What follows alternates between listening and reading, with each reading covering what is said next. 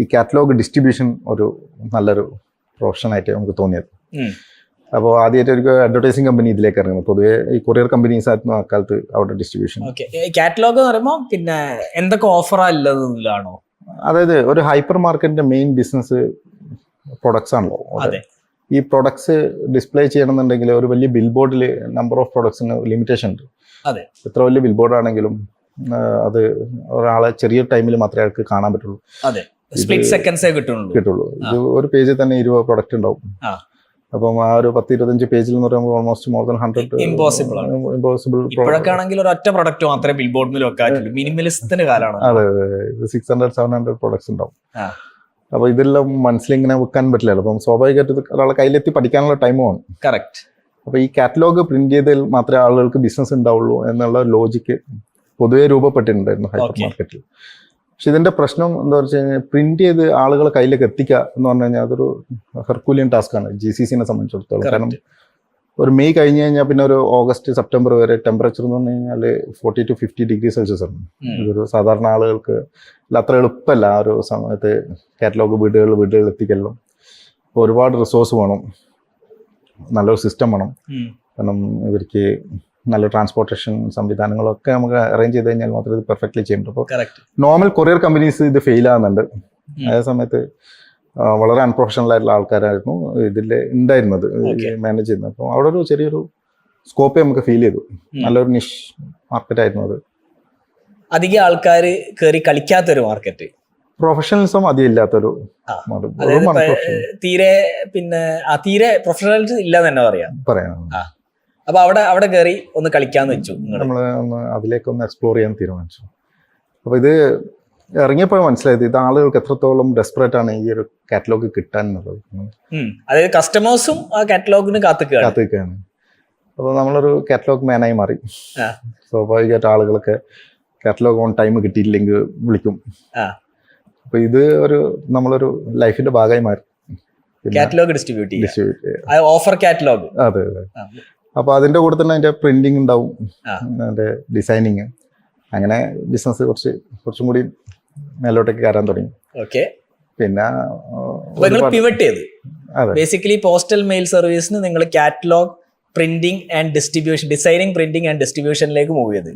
കാരണം അത് വളരെ ഇന്നോവേറ്റബിൾ ആയിരുന്നു. കാരണം മെയിലിംഗ് സർവീസസ് ഓൾമോസ്റ്റ് പെട്ടെന്ന് തന്നെ തീർന്നു. കാരണം എന്ന് വെച്ച് കഴിഞ്ഞാൽ ഇത് ആളുകളുടെ കയ്യിലൊക്കെ ഐഫോണും അന്നൊരു ബ്ലാക്ക്ബെറി ഫോണൊക്കെ ഉണ്ട്. ബ്ലാക്ക്ബെറി ഭയങ്കര 2007-6-7 ബ്ലാക്ക്ബെറി ആയിരുന്നു. കാരണം മെയിലുകൾ എളുപ്പത്തിൽ ആളുകളെ കയ്യിലേക്ക് എത്തിക്കാൻ ഭയങ്കര, പിന്നെ ടൈപ്പ് ചെയ്യാനുള്ള സൗകര്യവും. അതെ, ഒരു പ്രത്യേക തരം കീബോർഡ് ആയിരുന്നു. അതെ, ഒരു ആളുകൾക്ക് ഒരു ഭയങ്കര ഫ്രണ്ട്ലി ആയിട്ടുള്ള ഒരു ഫോണായിരുന്നു അത്. അപ്പൊ ആ വന്നതോടുകൂടി തന്നെ ആളുകളൊക്കെ ഫുള്ളി അതിലേക്ക് പോയി. പിന്നെ നമ്മൾ കുറെ ഈവൻസ് ഒക്കെ ഉണ്ടാക്കാൻ തുടങ്ങി. സ്വാഭാവികമായിട്ട് നമ്മുടെ അടുത്ത് വലിയ ഡാറ്റാ ബേസ് ഉണ്ടായിരുന്നു. ഞങ്ങൾ ഇത്രയും വലിയ ബാങ്കുകളൊക്കെ നമ്മൾ ഹാൻഡിൽ ചെയ്യുന്നതുകൊണ്ടുള്ള ഒരു ബെനിഫിറ്റ്. കാരണം എന്ന് വെച്ച് കഴിഞ്ഞാൽ ഒരു ഹൈ പ്രൊഫൈൽ കസ്റ്റമേഴ്സും ഇതൊക്കെ നമ്മളെ കയ്യിൽ ഉണ്ടാവുമല്ലോ. നിങ്ങൾക്ക് ആരൊക്കെ എന്തൊക്കെയാന്ന് അറിയാം നല്ലൊരു ഫസ്റ്റ്. അപ്പോൾ നമ്മളിപ്പോൾ ഒരു ബെൻസിന്റെ ഒരു ലോഞ്ച് വന്നു കഴിഞ്ഞാൽ ആളുകൾ ഞങ്ങളെ കോൺടാക്ട് ചെയ്യും. കാരണം ഒരു ഹൈ പ്രൊഫൈൽ ഇന്ന് S ക്ലാസ്സിന് പറ്റിയ കസ്റ്റമേഴ്സ് ഞങ്ങളെ കയ്യിലുണ്ടായിരുന്നു. അപ്പോൾ അവർക്ക് മെയിലുകൾ നമ്മളയക്കും. അപ്പോൾ അങ്ങനെ പെട്ടെന്ന് തന്നെ നമ്മൾ ഡൈവേർട്ട് ചെയ്ത് ആ ഭാഗത്തേക്ക് പോയോണ്ട് ഇങ്ങനെ ബാധിച്ചില്ല. എന്നാലും പുതിയൊരു ഇൻഡസ്ട്രിയിലേക്ക് ഇറങ്ങുമ്പോഴല്ല അതിൻ്റെതായിട്ടുള്ള കോംപ്ലക്സിറ്റീസ് ഉണ്ടാവും. ഓക്കെ, അപ്പം നിങ്ങൾ ഇത് ഡിസ്ട്രിബ്യൂട്ട് ചെയ്യാന്ന് പറഞ്ഞാൽ നിങ്ങളിപ്പോ ഹെർക്കുലിയൻ ടാസ്കാന്ന് പറഞ്ഞു. ഇപ്പൊ എങ്ങനെയായിരുന്നു അത് ചെയ്തെടുത്തത്? ബേസിക് പ്രശ്നം എന്തായിരുന്നു വെച്ച് കഴിഞ്ഞാൽ ഈ ടെമ്പറേച്ചർ ആളുകൾക്ക് താങ്ങാൻ പറ്റില്ല എന്നുള്ളതായിരുന്നു. അപ്പം ഈ കാറ്റലോഗ് ഡിസ്ട്രിബ്യൂഷൻ ഒരു 100,000 കാറ്റലോഗ് നമ്മളെ കയ്യിലെത്തിയിട്ട് ഒരു 2 days 3 days ഒക്കെയാണ് ഡിസ്ട്രിബ്യൂട്ട് ചെയ്യാനുള്ള ടൈം കിട്ടുക. അപ്പോൾ ഇതിന് എത്ര നമ്മളെ കയ്യിൽ റിസോഴ്സ് ഉണ്ടായിട്ട് കാര്യമില്ല, തീരില്ല. പക്ഷെ ഇതിന് നമ്മൾ സംഗതി മനസ്സിലാക്കി, ഇത് ചെയ്ത് കഴിഞ്ഞാൽ 70% അക്യുറസിൻ്റെ തന്നെ റിസൾട്ട് ഭയങ്കര പെർഫെക്ഷനാണ് വരുന്നത്. കാരണം നമ്മളിപ്പോൾ ചില ഇനോഗ്രേഷനൊക്കെ ഒരു ഷോപ്പിൻ്റെ ചെയ്യുമ്പോൾ ഷോപ്പിന് അത് ഹാൻഡിൽ ചെയ്യാൻ പറ്റുന്നത് വലിയ വലിയ സ്റ്റോഴ്സിന് തന്നെ ഹാൻഡിൽ ചെയ്യാൻ പറ്റാത്ത രീതിയിലുള്ള ക്രൗഡ്സ് ഒക്കെയാണ് വരുന്നത്. കറക്റ്റ്.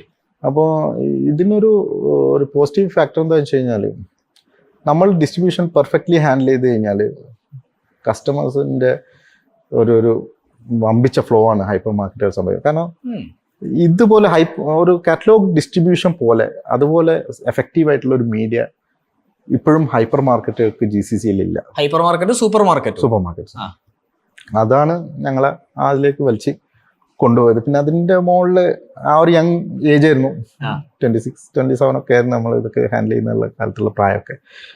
അപ്പം ആ ഒരു കാലഘട്ടത്തിൽ അതിന്റെ ഒരു എന്താ പറയേണ്ടത്, ഒരു ശരിക്കും യൂട്ടിലൈസ് ചെയ്ത്. അതെ ശരിക്കും യൂട്ടിലൈസ്. അതിന്റെ മുകളിൽ തന്നെ ഇറങ്ങി ഫുൾ ടൈം അതിന്റെ പ്രശ്നം എന്താണെന്ന് പഠിക്കും. അപ്പം ചിലപ്പം ചില നോമ്പ് കാലത്തുള്ള പ്രശ്നം എന്ന് വെച്ച് കഴിഞ്ഞാൽ സ്റ്റാഫുകൾക്കൊക്കെ ഈവനിങ് ടൈമിൽ മാത്രമേ ഡിസ്ട്രിബ്യൂഷൻ ചെയ്യാൻ പറ്റുള്ളൂ. നമ്മൾ ഉറക്കുണ്ടാവില്ല, സ്റ്റാഫുകളുടെ ഇറങ്ങും. അപ്പോൾ ഒരു ക്യാമ്പയിൻ സക്സസ് ആയി കഴിഞ്ഞാൽ ഭയങ്കര മോട്ടിവേഷൻ ആയിരിക്കും. അപ്പോൾ പലപ്പോഴും കാറ്റലോഗ് ആളുകൾക്ക് എത്തിയിട്ടില്ലെങ്കിൽ ആളുകൾ വിളിക്കുന്ന സിറ്റുവേഷൻ തന്നെ ഉണ്ടായി. അപ്പോൾ ഇത് നമ്മൾ അങ്ങനെ പേഴ്സണലി ചിലപ്പോൾ കിലോമീറ്റർ പോയിട്ട് ഒരു കാറ്റലോഗ് മാത്രം എത്തിച്ചു കൊടുക്കാൻ പോകും. അത് എൻജോയ് ചെയ്യുന്ന ഒരു കാലഘട്ടമായിരുന്നു.